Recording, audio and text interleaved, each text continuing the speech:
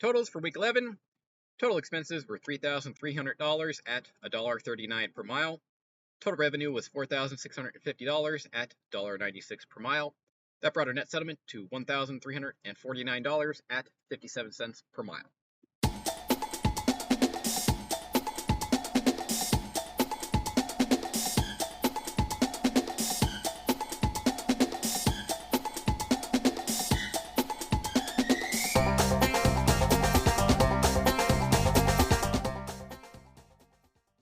Welcome back to Trucking the 7 Seas. This is episode number 91, and in this episode, we're going to go over week 11 of running my own authority. For this week, we take one load coast to coast, and then we grab another shorter load before running into a very severe mechanical issue.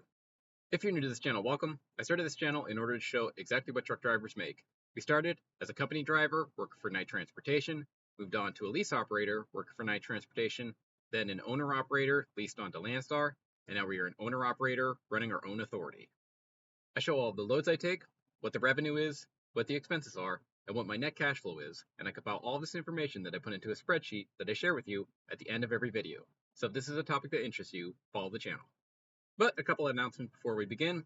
So I am appearing in the This Week in Trucking podcast on the 22nd. So it'll be filmed on the 22nd, and I'm assuming the video will come out a couple days later. So just be prepared for that. I will leave a link to that YouTube channel in the About section down below, and just be on the lookout for that.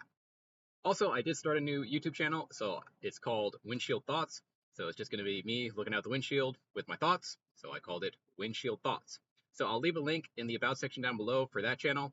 I re-uploaded the tariff video and the mandatory English video to that channel, so they're no longer on this channel. I moved them over to that channel, so you can rewatch them if you want to. And I'll be looking to post some videos coming up shortly. So just be prepared for that, and feel free to subscribe to that channel if you're interested. But with all that said, last episode we left off in Rancho Cucamonga, California. So we dropped a load in Rancho Cucamonga, California, which is Los Angeles, and then we were looking to get out of there. So I was looking around and wanted to take something to preferably Texas or Georgia or something like that. So I've been looking at the freight volumes and the freight rates coming out of the various regions of the U.S., and I guess I'll just put a little picture over here, just showing the general regions that are good. So the darker the color is, the better it is. And you'll notice that places like Georgia, Texas, and even actually Florida are looking pretty good right now. And they're looking good, but the Midwest is actually pretty bad. So that's just very weird. I don't know why the Midwest has died like this. It's just kind of strange. Not sure why that's happening. California is not good. However, the Los Angeles area is still pretty good. Despite the tariffs kind of destroying the ports there in Los Angeles, the rates coming out of there are still decent, so that's interesting. I don't know if it's going to hold, but we'll see. But Los Angeles is still fine. California generally isn't good, but Los Angeles is still fine, so just be aware of that. So I thought you guys might find that interesting. And then if you look at the actual load to truck ratio coming out of these regions, Georgia and South Carolina and Texas are really good, so they have a lot of loads coming out and not a lot of trucks going in. So these are good regions, and this is where I was looking to run. So my goal was to find a load coming out of Los Angeles going to basically Atlanta or potentially Texas or something like that. So I was looking around, and I ended up finding this load right over here. So this one's coming out of City of Industry, California, and it's ending in White, Georgia. So it's coming out of City of Industry, but there's a couple pickups and a couple drops. So there's one pickup in City of Industry, then there's another pickup in Commerce, California, which is about 15 miles away, but it is Los Angeles, so a lot of traffic, so you got to deal with that. So it picks up in City of Industry, then Commerce, and then it goes over to Georgia, and there's 3 drops. So there's one in Jefferson, Georgia, there's one drop in Sewanee, Georgia, and then there's one drop in White, Georgia. So there's 3 drops. So I went ahead and did it. I mean, it's $2 a mile for that load, so I thought that was pretty good even with the drops. I mean, it's like 2,300 miles or something like that, so that's quite good, I thought. So $2 per mile for 2,300 miles is, I thought, fine. And again, Atlanta is doing really well right now. There's plenty of loads coming out of there and not a lot of trucks going in there, so I was more than happy to take this load even with the pickups and the drops, and it also paid pretty decently. So we went ahead and grabbed this load, and now we are headed to basically Atlanta, Georgia is where we're going. So let's go.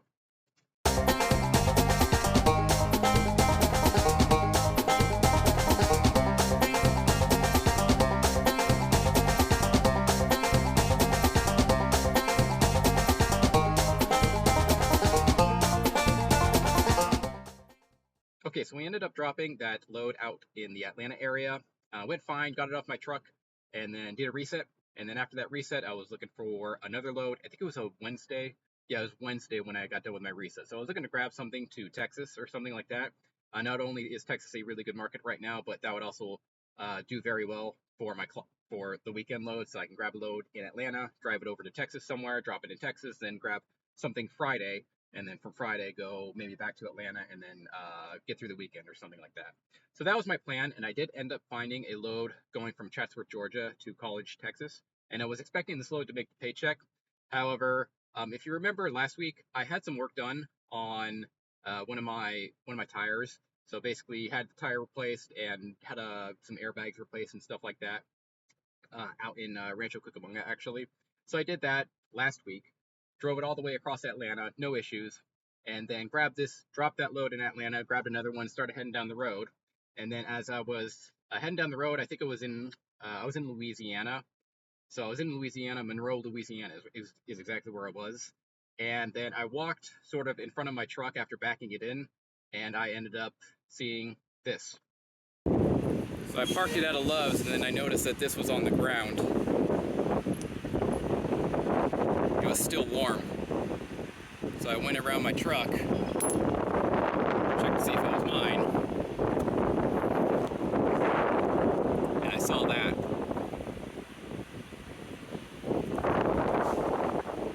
Well, we're at a Love's, and thankfully there's a mechanic shop there. So we're obviously going to have to get that checked out, and yeah, that's a problem. It's Blitz weeks too, so.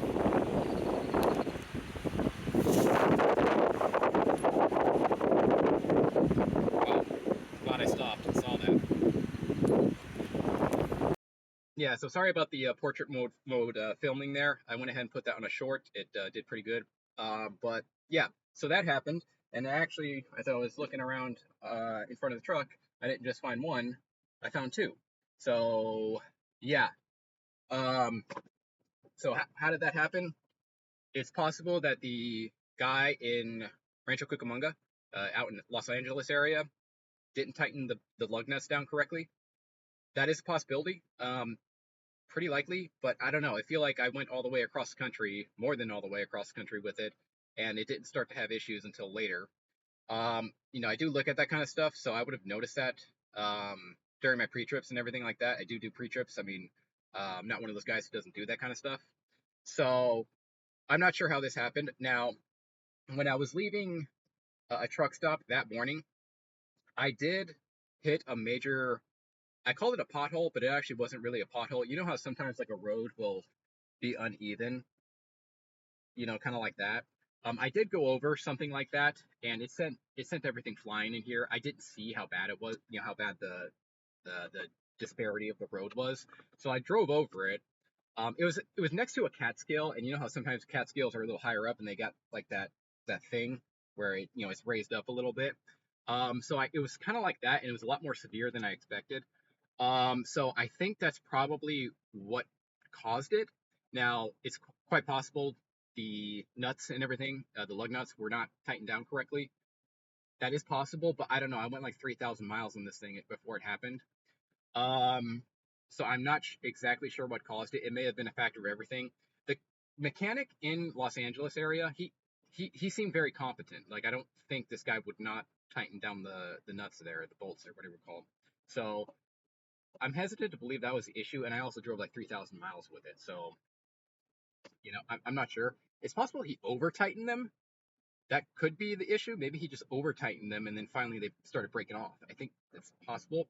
And it's also possible that the studs basically were compromised. So when I bought the trailer, maybe the studs just were compromised to begin with, and then that final speed bump, whatever you want to call it, that I went over, finally broke them off, or it's a combination of all of it. I don't know what caused it, but yeah, it's probably a combination, is my guess, of all of that. Because I did hit that the speed bump, I guess, pretty hard. So that was a problem. Now I've definitely hit speed bumps harder than that. Not bragging here, but I've definitely ran over some stuff that I didn't expect to be that bad, right? So, and there were no issues before. So I don't know. I feel like it was a combination of all of it. The speed bump, the studs were probably getting really old and were compromised when I bought the trailer, and maybe that guy just tightened down the bolts too loosely or too tightly or something like that. So, anyways, that happened, and yeah, that could have been really, really bad. It was held on by, I think, I know the photos there is like 5 studs were still on there, but those studs were bent. So, like, all of the studs were completely screwed. So I could have lost both my tires, and I'm really glad I saw that, because that could have been very, very bad.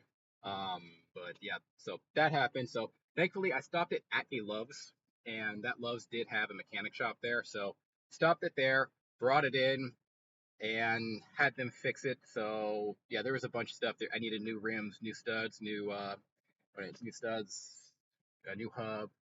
Basically, had to have the whole thing basically replaced. The spindle was still fine, so that's good. It was just basically the studs screwed up the rims and some of the other crap, but the spindle was fine. Most everything was fine on it, besides the most obvious crap there.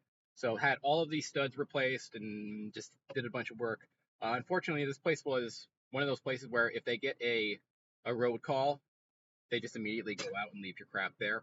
So I was hoping to get it done within a few hours, but it ended up taking 30 hours for them to finally get it replaced. So that was extremely frustrating for me. They did order the wrong part at first, so that delayed things. So that was pretty crappy.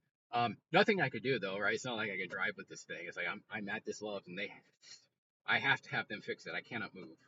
But so that's what I did. It ended up taking 30 hours to get that thing replaced.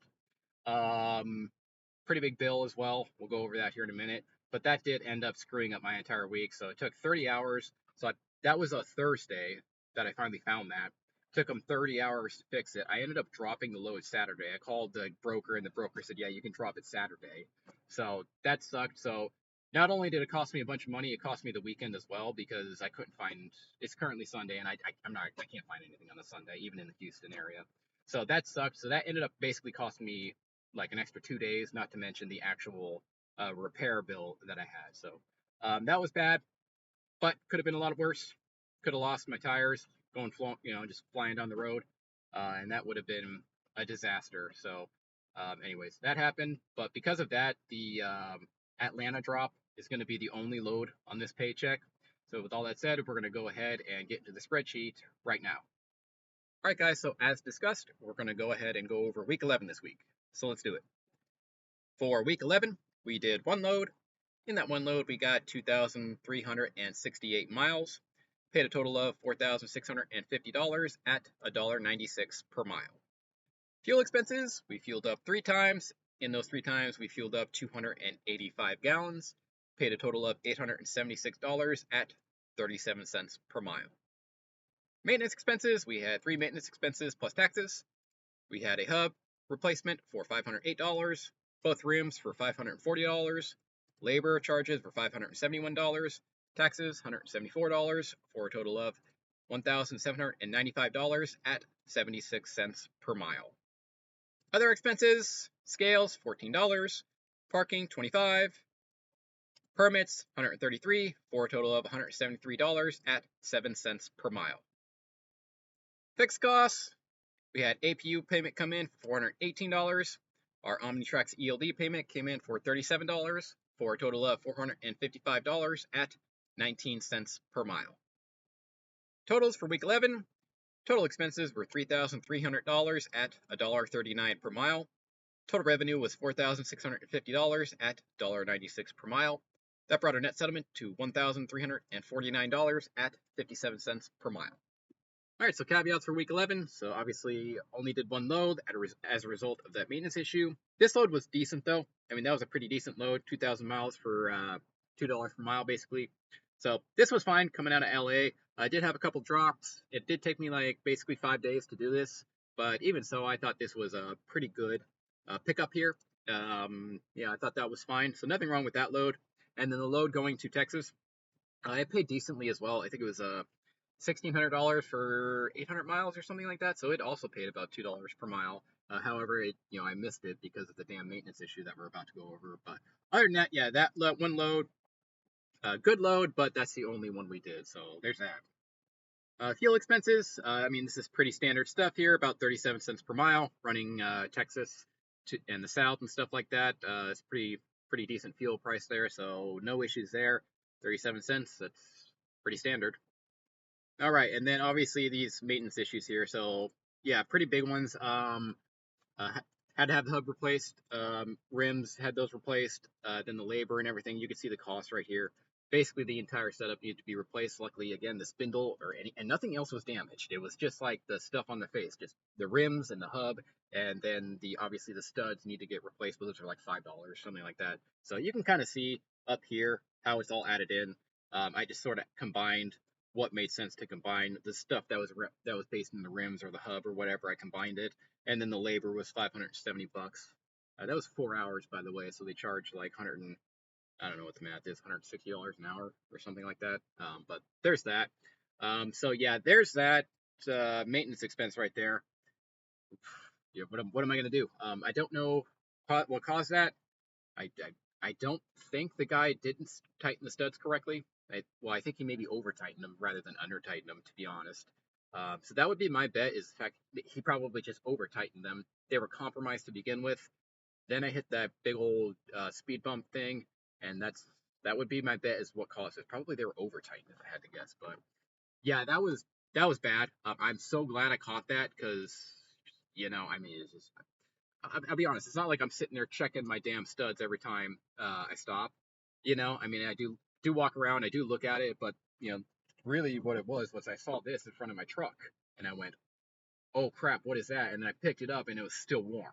So I went, that was just alarm bells started going off, and that's when I really started to look around. So thank God I found that. That could have been really bad. I mean, if those tires go flying, that could kill someone. But found it, got it fixed. Took 30 hours and $1,700, 1,800 basically, and I basically lost like 2.5 days, which caused me to go into the weekend, and then I just got screwed. So that's that. Nothing to be said, nothing to be done. Had to be fixed, and it's fixed now, and looks to be fine. New studs, so they can't be compromised hopefully, and we'll see how it goes. But yeah, $1,800 in about 3 days of lost time here, so it is what it is. Other expenses, so nothing too crazy here. Had a scale. I did pay for parking one time in California, and I did have basically a title transfer. So apparently I never paid for the title transfer to the title company for the trailer. So they called me up and asked me to pay that. I'm like, yeah, okay, whatever. So that's what that is, DMV/permits. So that's that, $133, whatever. For a total of 173, 7 cents per mile. Not a huge deal. Certainly not my biggest expenses this week, but yeah, noteworthy. All right, and then fixed costs. I did have my APU payment come in. It's $418 a month. Uh, Not a huge bill, but certainly noteworthy. And then my ELD payment came in, $37. So there's that. $455, 19 cents per mile. Pretty standard stuff right there. Nothing too noteworthy. Next week, I do believe my trailer payment comes in, and then the week after that, I believe my insurance payment comes in, which is going to hurt. So just be aware of that. I got the APU payment come in, and that's about it. Oh yeah, and then just going over the overalls. Obviously, not a great week when you dump $1,700, $1,800 really into some studs and rims and all that good stuff. But it's going to cost you. So yeah, last couple weeks have not been good specifically because of the maintenance issues. So last week I just had some work done on the truck and trailer. If we scroll back up, you can see it up here. So this is tire swap. Had some tires replaced, brake pads replaced, airbags replaced. This may have caused the issue this week. I think maybe he over tightened them. That would be my best guess. He over tightened them, and they were already a little bit compromised. And then when I hit that speed bump thing, it just caused them to snap. Oh, I was fully loaded, by the way, so I had like 44,000 pounds in there or something like that, which probably will definitely contributed to the studs breaking. So that probably it. I don't know. I mean, I don't think he under tightened them. That's what I'm getting at here. I don't think he under tightened them. This mechanic was quite competent. He found the airbag replacement, took his time. So the idea that he would replace the tire and not tighten them down, I don't think that occurred. I bet he over tightened them, if anything. So that's that. Or maybe they just broke, right? Maybe they just broke from the speed bump thing that happened there. I don't know. But this is last week. So we had this last week. That was $2,000, which caused that week to be a pretty bad week. And then this week, same thing, almost $2,000, which caused this week to be a pretty bad week. Basically, I'm just getting sort of screwed over by the maintenance problems lately. Hopefully it stops. Hopefully things level out, and they should level out. But the last couple of weeks have been pretty bad because of maintenance issues. And I should mention, this week was in fact the Blitz. So this happened during the Blitz. So yeah, that was another thing. I think I rolled through a scale with it. Yeah, when I crossed into Louisiana, I rolled through a scale with that tire, but it was a small one. They were just weighing people. They weren't inspecting anyone. But yeah, I did roll through a scale with that happening. Um, so now I checked it. By the way, I checked it that morning. Like I went around my truck and I checked things that morning. So the morning I woke up, the studs were fine, and then I hit that speed bump, and I'm like 99% sure the speed bump is what caused it, the catalyst or whatever you want to say. Now there may have been underlying factors like over tightened studs or whatever, but yeah, that's definitely what finally broke them, right? That was a straw that broke the camel's back there. So that happened. I hit that speed bump, and then I went about 100 and some odd miles, stopped at that Love's, and that's when I noticed it. So I was running on them for probably about 100 miles if I had to guess, but I didn't know. Yeah, I found it the first time I stopped, so it is what it is. Anyways, yeah, that's that. But I did roll over a scale. It was Blitz week. I did not get inspected, mostly because I took 2 days off of, like, I took the Wednesday and the Thursday off of the Blitz week, which were the main 2 days. So, and then Friday came and it was over. So, whatever. Blitz week, all in all, pretty bad week. $1,300, 57 cents per mile, but there's $1,800 worth of maintenance issues. So, yeah, there you go. There is week 11, and that is also the Blitz week. So, okay, there it is. All right, now we're going to go ahead and go over the totals. We have driven a total of 28,034 miles. Total expenses are $44,674 at $1.59 per mile, and that is my cost per mile. Total revenue has been $49,266 at $1.76 per mile. That brings our total profit loss to $4,592 at 16 cents per mile, and all of these loads are dry van loads. All right, yeah, so there are the totals so far, about $4,500 at 16 cents per mile. Now, one thing I wanted to talk about here was the fact that I've been on the road basically for about 3 months now. We are in the green, but I wanted to kind of point something out here that it's currently mid-May. So I started getting my authority active at the beginning of January. So January through February, I was just working on all the permits and all the crap you have to do. I was taking some time off as well. Just that's the slow time of the year. I just sat there and did all the permits and everything. Bam, bam, bam, knocked it all out in a couple of months while I took some time off. But in between now and then, one thing to know, guys, is I've only made $4,500 here this year. Yeah, so I'm rolling about less than $1,000 a month, basically. So that is noteworthy. Like, I'm just showing you guys the numbers here so you can be a little bit more prepared if you go through with this. And yeah, so far I made about $1,000 per month since the beginning of the year, which is obviously terrible. And that's just noteworthy. Like, if you go ahead and you dive into this, you don't be surprised if something like this happens to you, where you're just going like 5 months with almost no income. So that is noteworthy, and yeah, just something I wanted to mention there. We're 5 months in, and I made about $1,000 per month. Now, in the next 6 months, 7 months, I expect these numbers to start increasing drastically, but you know, you need to prepare for this. So if you go out and get your own authority, it's going to cost you. It's going to cost you a lot in the short term. So just be prepared for that. Okay. All right, so with that said, what we're going to do now, if you're looking at these numbers, you never watched these videos before, you might be wondering why this is so low and why my expenses here are so high. And the reason why they're so high is because if you scroll to the top, so I'm just going to go ahead and scroll all the way to the top, you will see my startup costs. So these are the startup costs to get my authority active, and they were quite expensive. So it cost me $18,000 to get my authority active. This was mostly due to insurance and DMV payments and trailer down payments and stuff like that. If you want to watch a video on that, I did make a video. You can go ahead and watch that. I'm not going to go over these again. But for this episode and for theoretical purposes, we're going to go ahead and just delete the startup costs. And we're going to go ahead and scroll back down because this will show us what a typical week looks like without the startup costs and just give us a better idea of what each individual week will look like. Now, the startup costs absolutely count. So just be advised that they do count, but this is just for theoretical purposes. So now we're going to go over the totals without the startup costs. All right, totals without startup costs. Total expenses were $26,417 at 94 cents per mile, and that is my cost per mile without startup costs. Total revenue has been $49,266 at $1.76 per mile, and that brought our total profit loss to $22,849 at 82 cents per mile. All right, so for these totals right here, again, this is without startup costs. We're only getting about 82 cents per mile. Now, I do want to mention that the last couple of weeks, I've just been whacked with maintenance issues. So I think 3 weeks ago, this was actually at like 95 cents per mile or something like that. So that is noteworthy. It's just in the last couple of weeks, uh, the maintenance issues have been pretty bad, and we just been whacked with them. So that is noteworthy. We're only 11 weeks in, so if you have 2 bad weeks in a row out of 11, it's going to affect things a lot. Once you get like 30, 40 weeks or something like that, each individual week, if you have a bad week, won't affect things so much. Um, I guess what I'm getting at here is I do not expect this to stay at 82 cents per mile. What I'm looking at, it looks like somewhere around $1 per mile at the end of the year would be my guess is what I would be making. So just be advised of that. This is not. I don't think that it's not gonna stay there. It's gonna go above that. Right now, we just had a couple of bad weeks in a row, and it's been affecting things severely. So yeah, but there it is, 82 cents per mile without the startup costs and with a couple really bad weeks in a row. So there you go.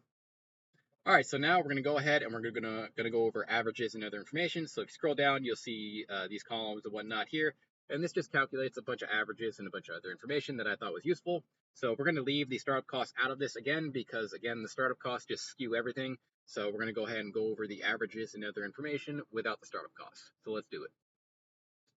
All right, average weekly paycheck has been $2,077. Average weekly miles has been 2,549 miles. Total fuel costs have been $10,800 at 39 cents per mile.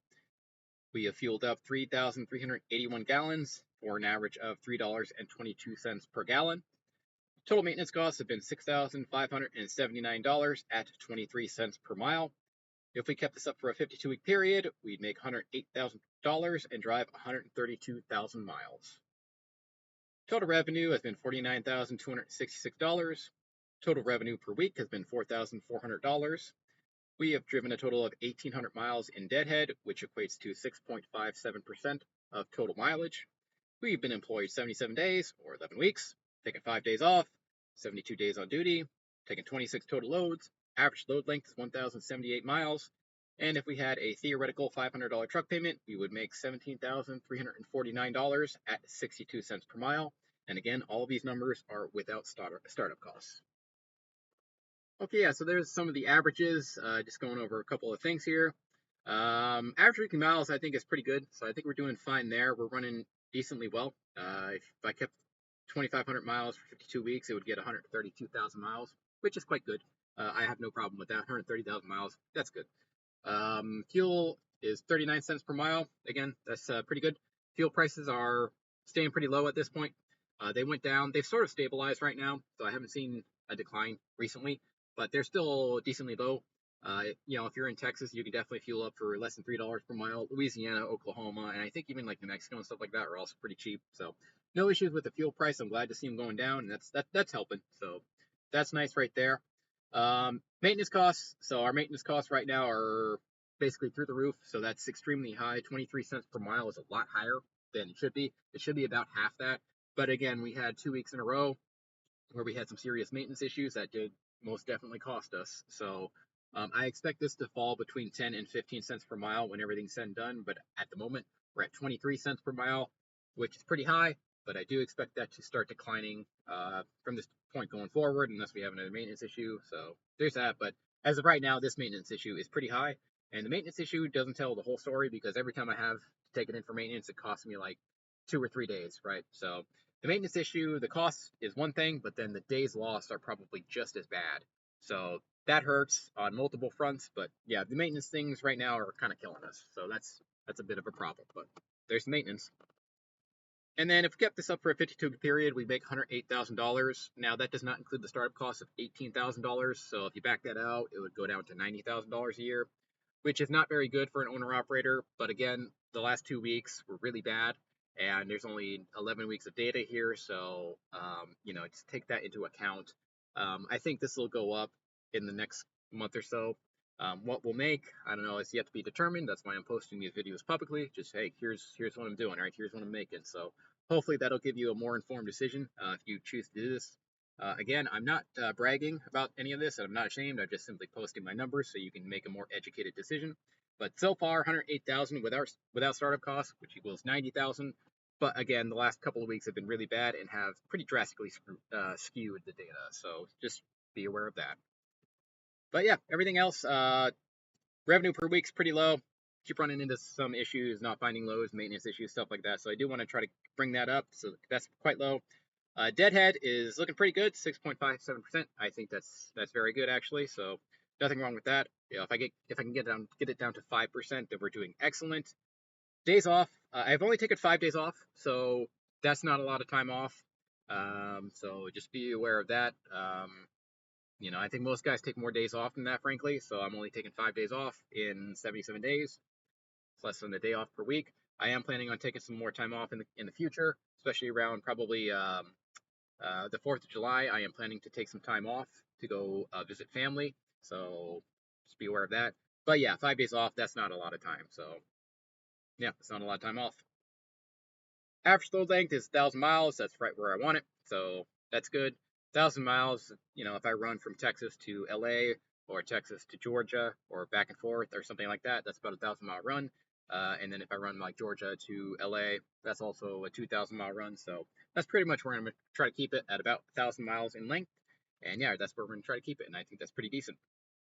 And then for the final column here, we have a theoretical $500 per week truck payment. So if I had a $500 per week truck payment, I would make $17,000 at 62 cents per mile, which is basically company driver pay.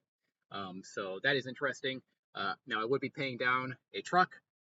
So, you know, you have that going for you. But right now, I'd be making about company driver pay. Again, the last 2 weeks have skewed things quite a bit, so it's not totally accurate in my opinion. But as of right now, I'd be making basically company driver pay if I had a $500 per week truck payment. Okay, yeah, guys. So there is week 11. Not a good week. Another pretty serious maintenance issue slowed us down a lot. Not only did it cost us $1,800, it also cost us about 3 days of driving. So that stings.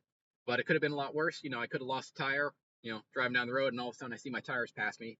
That's never a good sign, right? You're just driving down the road, and then all of a sudden you brake, and then, you know, you just look to your right, and then there go your tires. They were on the passenger side, by the way. I don't think I mentioned that. So, you know, just driving down the road, and then all of a sudden you see both your tires driving down the road next to you. That's not good. So I shouldn't laugh. That could have been really bad. That could have killed someone, but I didn't. You know, it's not like I could have noticed that. I noticed it the first time I stopped. So, you know, I think that's pretty good, right? You don't just check to see if your damn studs break off as you're driving down the road. So not exactly a common occurrence, but okay, glad I caught that. Thank God I caught that. That could have killed someone, but I caught it the first time I stopped. So that's about as fast as you're going to catch it. So anyways, that happened. Got that all replaced. Should be good to run now. I'm currently just outside Houston, so I did drop the Houston load on Saturday. So next week I am waking up with, or next week I do start off with about $1,600 of juiced paycheck, so that is good. So hopefully next week we can get rolling. Gonna keep trying to roll Georgia to Texas and potentially LA. The Georgia market / South Carolina market is really hot right now. I don't know why. Texas is also good, but the Midwest is dead. And I might even try taking some into Florida. I'm looking at the load to truck ratio coming out of Florida, and for some reason it's really good in Florida, which is weird, but that's what I'm looking at. I might try going to Florida. I haven't been there in years, so I don't know. Maybe I'll try doing a reset in Florida next week. I don't know. We'll try. Anyways, that's what's going on. Hopefully next week things improve, and hopefully the market continues to improve. Still looking at pretty bad rates out there. I mean, I'm running for $1.76 per mile, which is really bad, but it is what it is. That's just what I'm running for. So hopefully things get better. Hopefully things improve. But that is week 11. There you go. Now, if you guys need a factoring company, you might check out OTR Factoring. I was using them up until a couple of weeks ago, at which point I just no longer needed to factor my loads. But while I was using them, they're pretty solid. I usually got paid within 24 to 48 hours. And they also have a fuel card. So if you use a fuel card, you get a discount on the factoring fees. So that's good. There's a link in the About section down below. And if you use that link, it does help me out a ton. So I would appreciate it if you do so. But yeah, if you need a factoring company, you might check out OTR Factoring. And if you want to follow my other channel, it's again called Windshield Thoughts. I guess I'll put a little thing up here how to spell it. It's just Windshield Thoughts. It's just me looking out the windshield, giving you my thoughts on things. So feel free to follow that channel. I'll be posting some other videos probably next week. Still working on basically getting a proper mic, so that's mic setup, so that's going. But if you're interested in that channel, I'll put a link in the about section down below as well, so you can check that out and feel free to follow me there as well. And if you're interested in this spreadsheet or any of the other spreadsheets I've done in the past, you can find them in the about section down below as well. After you find them, you can just open them up, then just hit File, Download them to a Microsoft Excel sheet, and then after you download them to an Excel sheet, you are free to use them however you please. But thank you for watching, and I will see you in the next one.